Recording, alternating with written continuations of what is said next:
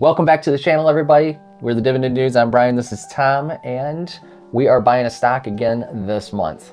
And Tom is sad. Tom is sad because YouTube. Yeah, YouTube. When we started this whole journey 35 months ago, it was, I think I told you, it was going to take us 7 years. At the time, that was the financial, well-balanced, not emotional because I'm doing YouTube or manic depressive because I'm doing YouTube side of me saying that's probably what it's going to take for the portfolio to get noticed. And we're not quite halfway there yet. And it has been quite the journey. We've got monetized. So thank you. It's not paying us a lot, but I mean, we did actually get there. So for the people who got us to this point, thank you very much. It's a very, especially if you're the business owner looking at the money fly out the window, it's a stressful thing, but we're doing this to try and help people. And sometimes like the stuff that you'll see in Reddit, the stuff you'll see on, even in YouTube, people who invest in YouTube is very, for somebody who's made money in the stock market. Now, Brian and I have both done pretty well investing in stocks over 20 years each.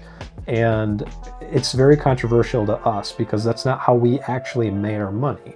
So we started a portfolio 35 months ago all over again. Like it was brand new. It's not our personal portfolio. We just said, hey, we're going to do this all over again. We're going to publish the thing on YouTube so you can see how ridiculously intelligent or how stupid we are with our investment decision in all of its raw glory. And what we have done is we have built a portfolio to about $65,000 or so in the course of 35 months that pays us now over $200 a month. $203. And when we started the portfolio, we did that with the premise that we were going to do it on $400 of investment income every month. So if, whatever was left over from the average household, like the US Census said, this is how much people have left over in disposable income. We said, well, we'll start with that.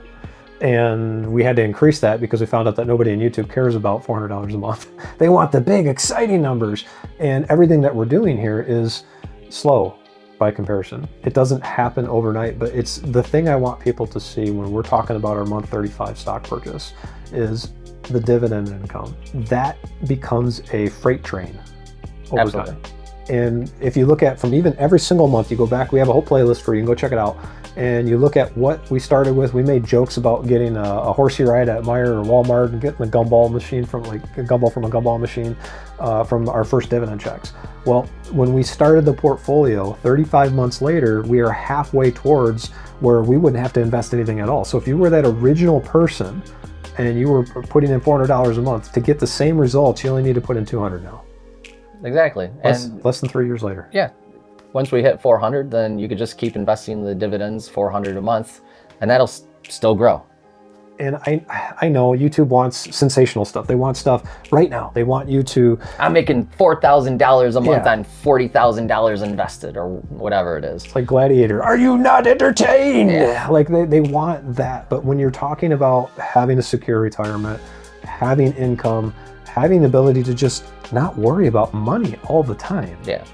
I mean, unless you're a business owner like me and you gotta worry about your people. You'll worry about it anyway. You're a warrior. But if you want some semblance of like, hey, I don't have to worry about paying my phone bill, my car's repairs, or anything like that, this is how you do it. I mean, think about it. We've been doing this for not even 3 years, and I've developed $200 a month.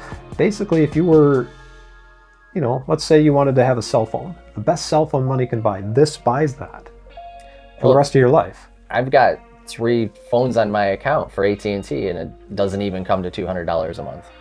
That's what we're getting at. So when you look at this, please understand that when you buy stocks, the reason why we get into the fundamentals, we did a live stream. We actually went through every week on Monday at noon, we do a live stream. We cover stocks that people want. Some weeks we have a lot of people watching, other weeks, it's only a few.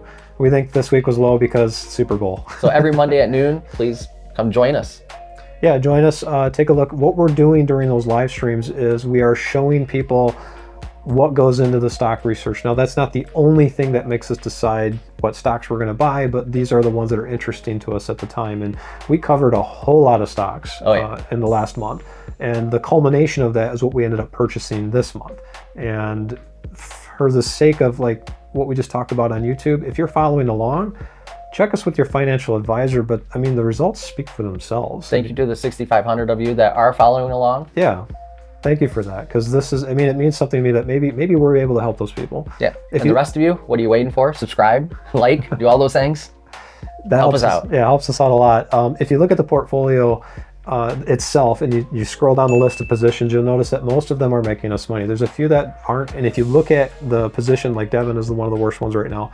When we bought Devon, if you go back to that video and you look at it, we said, pay attention to stocks like Anali Capital and Devon and the ones that pay a high dividend. The chances are they most likely can't afford it. And we said that in the video. And we said, look, watch what happens to this stock. They're lightweighted in our portfolio for that reason.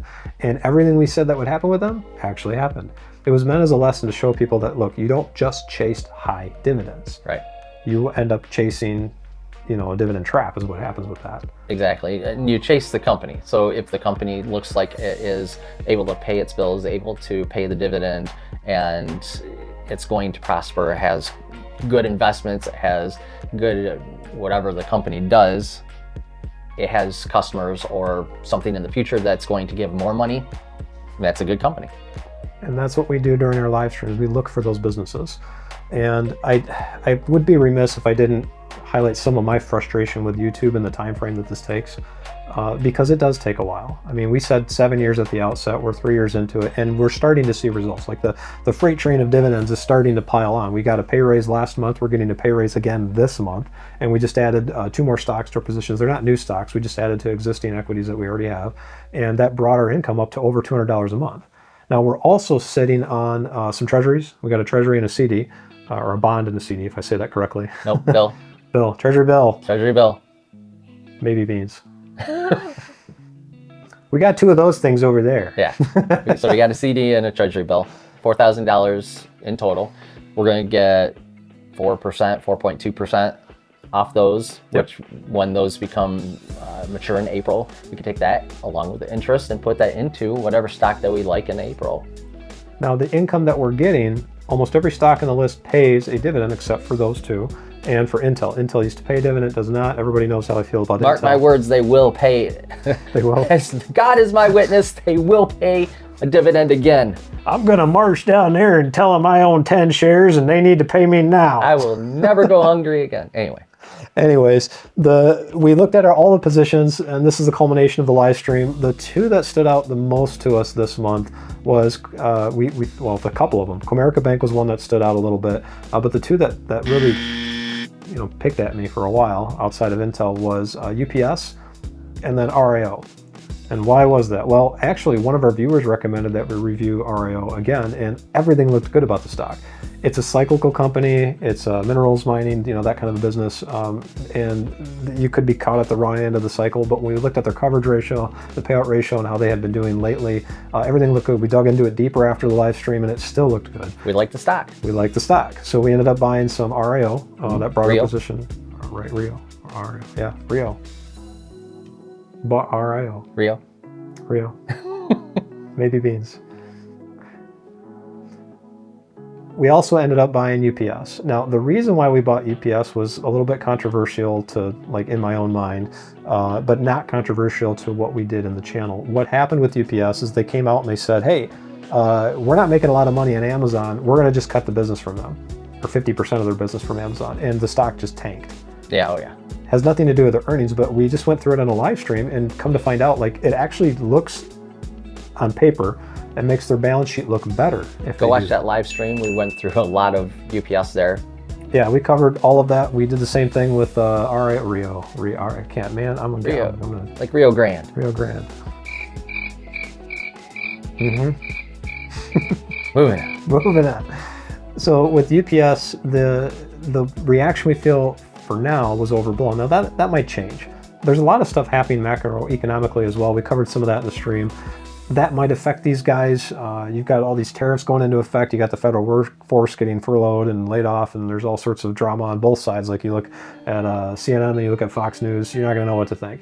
But when we dig into the stock, we feel that UPS is making probably a smarter business decision than I would have done on my own company. But they looked good for what they had, and we were not actually looking at buying them until we actually took a look. Right, short story shorter, they're divesting from a customer that they get the least profit margin on, who's one of their biggest customers, so they're trying to Just flip that script, get less than Amazon and put that into something else that is going to give them a better profit margin and more money in the future. And we're digging that. We're down with that. So to make Brian's story longer, You use a lot of words. well, they're valid words. They are valid words, valid and they're beautiful words, and I know words. I have the best words. Nobody has beautiful very words like very descriptive words. very descriptive. Basically what happened is UPS has 25 to, I think I said 20 to 25% of their operations coming from Amazon, yet only 11% of their revenue was coming from that. So they had a lot more effort going into very minimal amount of profit. Now it's going to be interesting to see how they get through that once they divest from it. Like, where's this revenue source going to come from? And when we looked at their earnings statement, they don't know.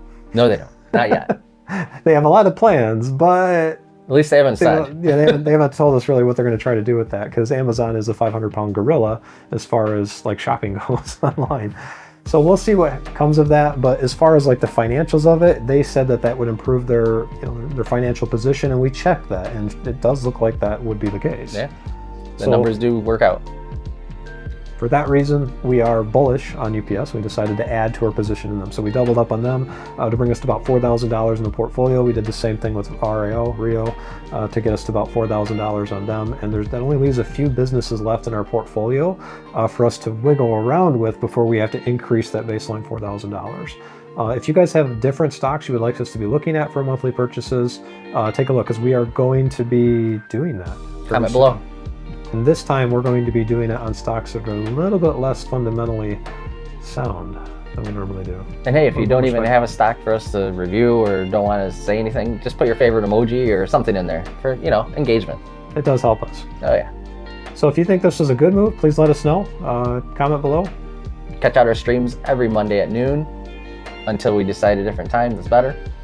Yep. And that'll be all the wonderful research that goes into what we pick for month 36, year 3. Yeah. And as always, happy investing. Happy investing.